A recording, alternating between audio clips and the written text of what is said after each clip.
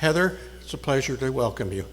The World Meteorological Organization, the UN International Strategy for Disaster Reduction, the World Federation of Engineering Organizations, and the UN Convention on Biological Diversity. Very, very talented person.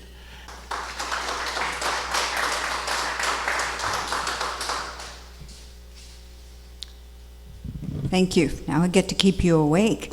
I should say that I have worked with Don as a colleague for almost 31 years. We worked on our first project in forest meteorology back in 1988, and I worked with him when he was with Environment Canada working on the adaptation group, and we just never stopped collaborating, so we work well together. We don't always agree either, so that's good. Darn it, huh? Okay, so I've got a little bit of a bear theme going here for the first couple of slides. This is Gus. Gus is our little hero. He's got his Hawaiian shirt on, even though he's a polar bear. And he's prepared to roll with the punches when it comes to climate change. Most of the polar bears aren't doing quite so well, unless, as the people in the north tell me, in the Arctic, those that are more creative will end up going down to the dumps. I should acknowledge my co-author, Amanda Little. Sorry about the x-axis. I didn't know she has another degree in progress, so I didn't know how far along she was. But she's a student at York University now, and she works with us part-time. So she has her Master's of Arts, and she's working on her PhD. So here's another bear. He's deciding he's not going to be a polar bear. He's going to be a regular bear now. So the story here is that the climate is changing. The little bear knows that, and it's going to continue to change. And I have to thank all my previous speakers for setting the stage. It means I can zoom along a little bit faster. I am going to zero in on your region, your area, your near north, because I scrambled to find the data, and it took me a long time to find enough climate data to do an analysis, because the state of the climate data is getting pretty darn bad. So 40 years of experience, and I'm struggling. So anyway, the climate, from what data we have, we know it's better in some places than others. Globally, it's changing. You saw that this morning. Nationally, it's changing. You also saw that this morning. And regionally, we're also changing here. And I'll show you the map, and you can watch the progress with time in your area. The evidence is pretty clear. You also heard that because our news media likes to treat both sides of a story the same. The reality is that most scientists who've studied, who have a background in climate change science, unless they're receiving an awful lot of grant money from a lot of energy companies, almost all of them will agree that we have changed the climate, we are changing the climate, and it's not going to stop. It's going to keep on changing on us, and you saw that graph that showed what happens with our greenhouse gases, the 415 parts per million that we've exceeded. So we're into the stratosphere when it comes to that. Also so you know those things, I just want to introduce one new suggestion, one new thing that you need to be aware of in terms of weather patterns. We're getting a lot more stuck weather patterns. You heard about that as well this morning. We used to have the saying that what's in the Arctic stays in the Arctic, or the warming in the Arctic stays in the Arctic. Well, as you've heard, we don't have that multi-year ice that we used to have. And the Arctic waters, as a result, are the profile, their temperature profile is a little different in the winter. So we used to have a nice cold Arctic, and it kept the jet stream rarely going most of the time west to east.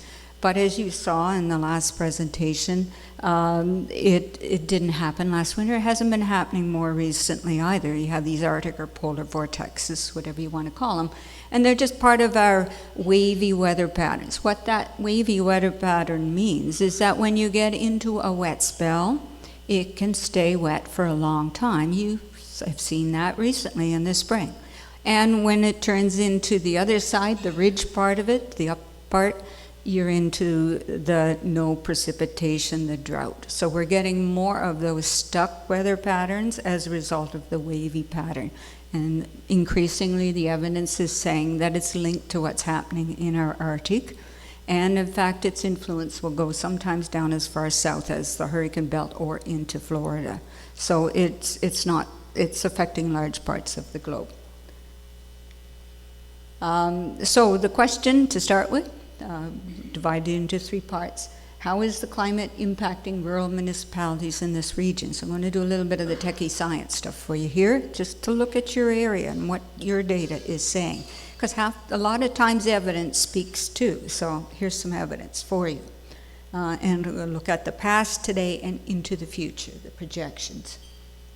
Basically, the data that I could cobble together pretty much says that it's warming in all seasons. I've selected a variety of stations. I didn't want to pick on anybody particularly. So I have some to the north, North Bay Airport, and the reason for picking that part is because it's been an airport. It does have some data, a lot of missing too in the last 20 years.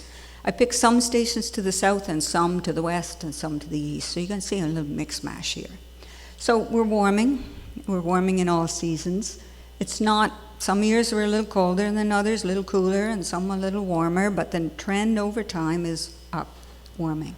You can see those bars at the very end. The green bar tells us if you took the last 30 years, which is what climatologists have a practice of doing. We assume if you have 30 years of data, you got enough to tell what you're going to get. Used to work in the past, doesn't always work anymore. The last 30 years and the next 30 years can be quite different. But nonetheless, the last 30 years show you the green. You can see that line is already above it.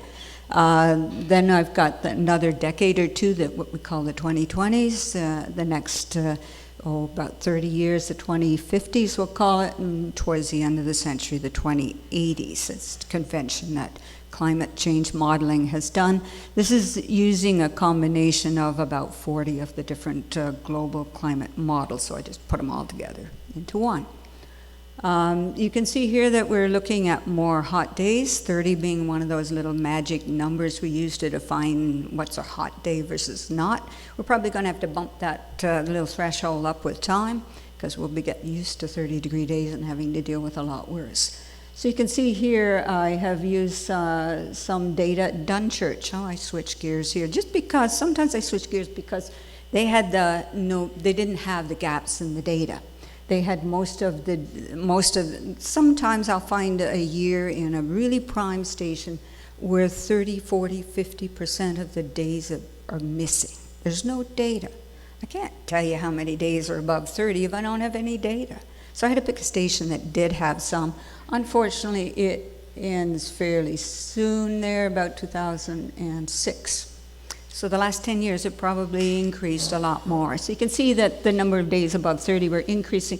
But if you look at Ravenscliffe, not quite the same stations, quite variable from one location to the other here, I suspect. Depends on where you are, your landscape, and whether you're near the lake. But you can see that there's been lots of days where it's been a lot more than the average of 7. You see 2012 at Ravenscliffe, 33 days. We're already into the 2020s and 2050s there in some of those years. 2011, 23, and I had no data after 2015 that I could use. That's a problem. We're not going to know when things are changing because we may not have the data to tell us, or it may not be complete enough to work with. So that's one of the challenges we can address quickly and should address soon. So you can see, just to go back, sorry. Okay. So you might say, so what difference does a change in an average or a number of days mean? It has a lot of implications, thank you, for things like forest fires. If you're in that stuck pattern and it's warm and it's droughty, usually those two will go together. It can mean implications for your blue-green algae, and everywhere it's getting to be more and more common. It's not unique to this area. And of course, it has implications for air conditioning and needs when you're running homes for the aged, or you have hospitals or other highly sensitive institutional buildings. So there's a lot of hidden implications into a graph. You can see here, so what's it going to be like in another 20, 30 years? Well, Sundridge, it might be Toronto or South Central Ontario, a little bit closer to that, moving up here. It's right now, Don was saying on the drive up, it's pretty similar to where his highlands are. He has highlands north of of his area in south central Ontario. It's a little bit more similar to the southern part of this region. So it'll take part of south central Ontario and move it up. So you're going to get more of that type of condition. So that's not too far to come. I'm going to animate some maps here. I'm going to do what climatologists do and take every 30 years, and I'm going to march it decade by decade so that you can see what's been happening. This is a map of precipitation. The temperatures are warming, so I'm not going to slow us down by doing temperature. I'm going to look at precipitation. It's been getting wetter, but it hasn't been getting wetter at the same rate everywhere, so that's why I put a map up here. Anything that's red is wet. Anything that's blue, it should be the other way, anything that's blue is drier. The star marks the spot, maybe a little bit further north than it should be. This is 1951 to 1980. This is where we start. You can see we got a little wetter in the next decade. This is 61 to 90. And if I go to 71 to 2000, just a decade ago, it got wetter in some areas, particularly, but wetter everywhere, but more in some areas that you happen to be sitting in. And here is our latest 30-year average. We'll soon have to update it, but you can see that if you felt like it's getting wetter some of the time, some of the years, it indeed has been doing that. And it's projected to keep on getting wetter because warm air holds more moisture. It's one of those laws of nature, laws of physics. In our area, we don't have desert regions. A weather system will create its own moisture. It will suck it in from wherever it is. So if you have a warmer air mass, it has the potential to hold more moisture. And this is particularly a true statement when it comes to extremes. That's where it works the best. You can see that if I look at North Bay, annual rainfall has been going up gradually, but some of those years more than others. Days with, number of days per year with more than 25 millimeters of rainfall has been going up, quite variable from year to year. I had to weed out any years I didn't have enough data, so that restricted it a bit. So, for example, there were a lot of stories this past winter in North Bay, Sudbury, and probably areas here, snow loads, roofs collapsing, because we designed the roof to hold a certain amount of snow. It's in the building code. It depends upon what your 50-year worst weight of snow is, but some of them were being exceeded, or we were exceeding what we design our buildings for. So that's but it doesn't happen every winter, but some winters, and that's a problem. It's a problem in the spring too. If you have a lot of winter snowpack and you melt, if you also happen to have more spring rainfall and more winter rainfall, you have a problem for the roofs with the snow and the weight of the rain being absorbed in the snow on the roof, and you have a problem with flooding in the spring. And you've probably seen a bit of that. You've had some 100-year floods, 2013, 2019. Some people had problems with ice jamming as well, and flooding in 2016 in the area. So you can see if I take Huntsville and I join it with a station, Ravenglass, and I put the two together to get enough record to tell you a trend, you can see that in the winter, the snowfall in those areas had been going up. There's not a lot of stations with snowfall. And you really need that if you want to know what your spring flood situation is going to be. Spring rainfall, consistent in most any station I look at in the area, has been going up. It's not a good time for spring rainfall to be going up either, because that's when you're starting to get your snow melt as well. So it's not a good scenario to have for spring flooding, which you've been experiencing your share of recently. So that's a little bit of what the science is saying. So how does climate change interact with your economic security? I'm a scientist, but I'm just shy of a minor in my first degree in economics. I couldn't decide between a career in economics or physics. Economics uses some guesses about what human behavior is. It's called guesses. Now, physics uses a lot of the same tools as economics, but it's the laws of physics. And guess what? They behave. So I stuck with the physics and went on to meteorology, rather than try and guess what human behavior is. But as I say, the tools are rather similar. So anyway, how does climate change affect your economic security? Well, there's good stories and there's not so good stories. You've heard the not so good. I just want to temper it with some opportunities. But they only become opportunities if you take advantage of them and adapt to those potential economic benefits. So, but first of all, I have to qualify that with some statements about rural communities. This is preaching to the choir. You already know this. But I grew up on a farm on Prince Edward Island, so I know what rural feels like. I've lived in cities since, so I kind of have a hunch what cities are like, and I kind of live in the suburbs, means I can't make up my mind right now. But anyway, the majority of rural communities have a number of challenges, and this is one more to add to the pile. The diversity, the economic diversity and the need for it. So hopefully I can throw a little bit in there too. The fiscal capacity when the bridge washes out. How do you find the money to repair it, or how do you retrofit one? That's a challenge. It's a challenge for all municipalities, but a particular one for rural. Sometimes higher poverty rates, or more people at the lower income if you're in a resource-based economy. I grew up in Prince Edward Island where there's a lot of tourism, seasonal, a lot of fishing, seasonal, and the rest is farming. Diminishing workforce. I used to say in PEI, after potatoes, our next export was people heading out west. So that's an issue with attracting and retaining skill sets. And don't let your kids go to the city and they don't come back, which is a problem. Sometimes less reliable internet and mobile connectivity.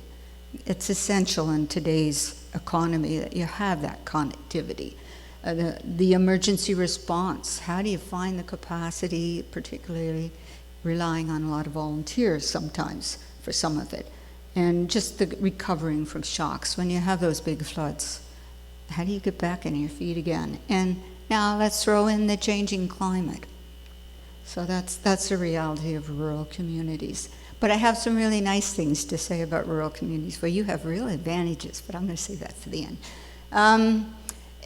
All municipalities realize that 60% of our core public infrastructure is owned today and maintained by municipal governments. We've been downloading for a lot of decades, and this is the result of it.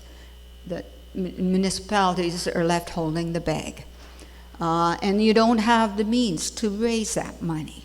You just don't have those mechanisms like the other levels of government. So you're stuck with all of this responsibility and without the means to maintain it. So that's a challenge. And it's a bigger challenge for a rural municipality in many ways. Rural municipalities cover some 85% of Ontario. You're the big landowners. You're the stewards of the land. But less than 20% of the population. So that's a challenge. But one thing the province has to realize is that 340 out of 393 official communities in Ontario have populations of less than 25,000 people. The majority of the official communities in Ontario have the same issue.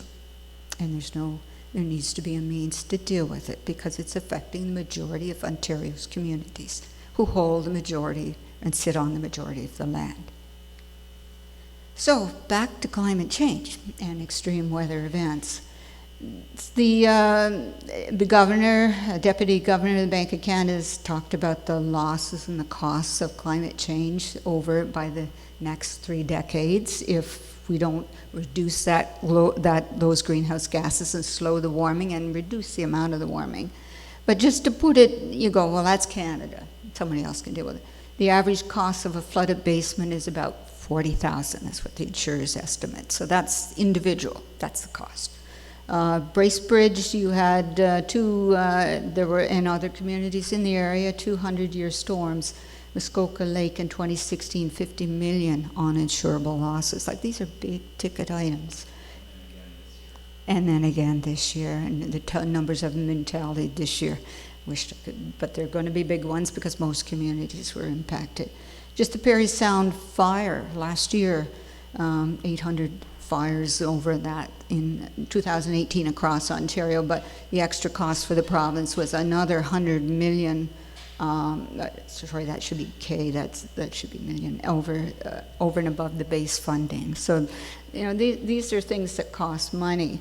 Then those are the big storms, the celebrity storms, or the celebrity events that have a climate link. And then there's the creeping things, the things that are gradually getting there, like the blue-green algae that's been creeping up in everybody. Some of it in Lake Erie, they're looking at things like increased runoff, more heavy rainfall downpours, plus warmer lakes that don't get ice cover in the winter as well. So the combination seems to be creating new thresholds for blue-green algae, invasive species. And the creeping things will be some things that I have the next slide on, the economic opportunities, but you got to get ready for them. So they just finished a study, a colleague of both Don and I just finished this one, looking at the economic cost of blue-green algae in Lake Ontario, on the Canadian side only. With ongoing trends, it could cost in Lake Erie, Canadian side, about $272 million a year. Tourism alone, $110 million a year. So it's getting to be a crisis situation from everything from tourists to water supply. Toledo, Ohio, cost them $1 million to restore their water system when they got hit with the blue-green algae. Switzerland had a problem. It took them 40 years to restore it, and about $2.6 billion over that time. So it is a creeping issue and a serious one, and I know it's something that we all take pretty seriously. So it's one that bears some watching. So there's some economic opportunities. So that's bad news. I don't want to be a bad news bear all the time. So there's some opportunities in here. You've been resilient in the past in Sunridge. You have a long history. You've been resilient. You're here. You'll be resilient in the future. You're still the same people, the same values. You have land to do things with. You have a natural resource base to work with. And to maneuver. You're not stuck for land necessarily. You have options. You have new options for the areas that have agricultural productivity. You have new warmth there if you have the soils to match it. Forestry opportunities, maple sugar. The United States isn't going to dominate that one much longer. You're in place. Other things, food processing, value added. In Ontario, it's been estimated that the food processing industry in this province is worth more than the auto industry, but we don't often give it that kind of credit. It's quite valuable. And you have a strong sense of community. But again, you just have to keep some of those young folks here, or get them back. Train them and get them back. Sweet spot. I'm just going to give you an example of maple syrup. I don't know how many sugar maple trees you have here. Lots? Great. Good. Quebec has been the world dominator for maple sugar production, but 70 to 80% of the world's maple sugar is produced now in Quebec. You could be in that league too, and your opportunity is coming. The United States used to dominate the maple syrup industry, but they're losing. Their syrup production's going down. You got the right climate now. So as they lose market share, your opportunities could grow. A few funny things happening in Quebec. They're trying to limit the production so they can keep the price up, but now maybe a good time to pounce on that one. The catch, too, is that maple sugar trees, you need to have mature ones, 40 to 90 years, optimally 90 years old, so keep them if you got them.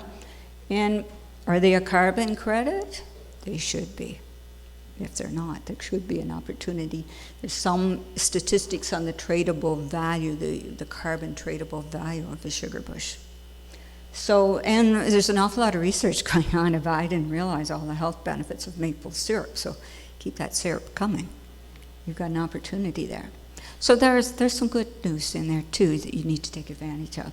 So what are the strategies and how do we start to deal with this? How do we get ahead of the game? Because the early birds are going to be the ones that will benefit. If you can adapt to it, as the professional accountants have said, the people that are going to gain will be those that can be adaptable first. You'll have the advantage. Okay, come on. It's not listening to me. There. Oops. Okay, so basically it boils down to three things, frogs in a pot. You can avoid the risks, stay out of the flood zone, for example. Greenhouse gas emissions are part of it. Slow it down, reduce the amount of the change. That's all part of the middle one too. Manage the risks. So there's things you can do with existing risks that you can manage, and then there's other options that I'm going to talk to you about. But step number one before you get going, if you're going to reduce your risks, you got to know what they are.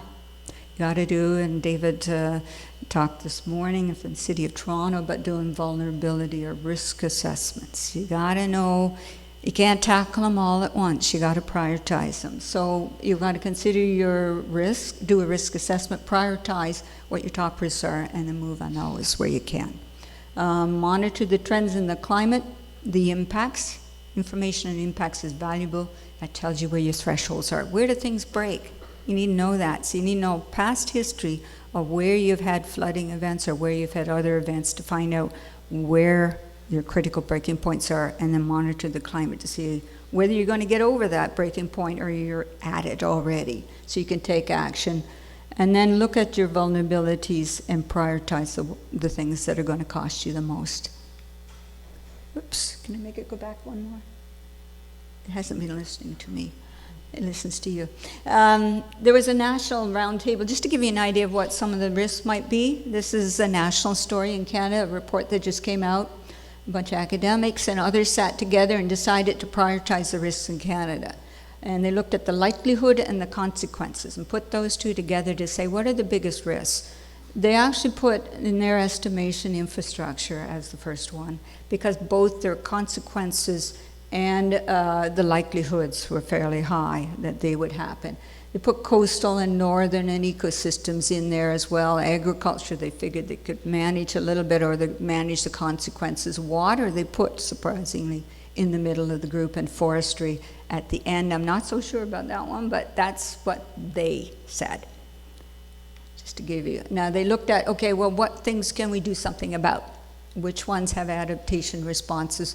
Infrastructure, they thought, was one of the ones that had the best potential to deal with, because you can do things ahead of time. Sometimes when you're designing new infrastructure, it doesn't cost you as much if you put a little extra wiggle room or a little extra safety factor in there.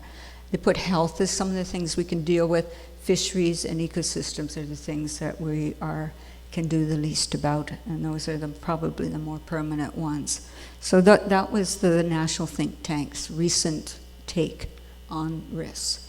What are some of the things you can do? There's technological solutions and there's ecosystem solutions or approaches. I'm not going to go through this list. I'm going to leave it with you. But they basically say there are two kinds of tacks you can take. You can avoid those impacts through things like risk assessments, figuring out what your big risks are and trying to avoid them when you're planning a new piece of infrastructure, a new bridge, a new road, something like that. You can add more water storage if you're concerned about drought, which might not be much of an issue. You need ecosystem services where you can. Keep those wetlands, they're going to protect you. Keep those forests, they're going to protect you too. And your warnings, avoid hazardous weather conditions, control your nutrients to the lake. You can reduce the impacts. You can see always the calm with reducing the impacts is the biggest one rather than avoiding them, because some things are not, you just can't avoid them.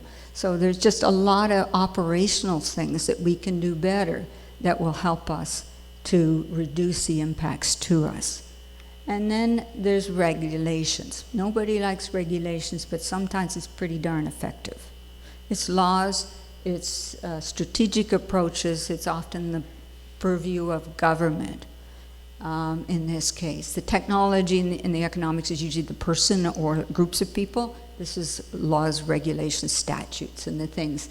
You can, again, there's some overlap to it, but things like changes to how we manage water in the area, or additional things that we can do to manage water, building codes and standards, enhancing them where you can, climate change into land use planning are all things that can be done.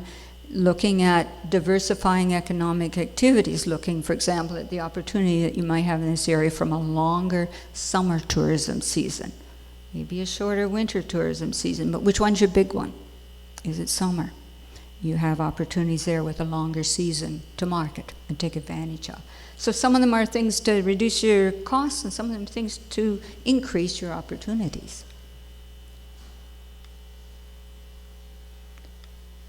Okay. It just gives me a little buzz and won't go on. So this is the this is where you have your real advantage. Canada is a reality. In Canada, we're a country constantly in motion, a big country where people move around a lot.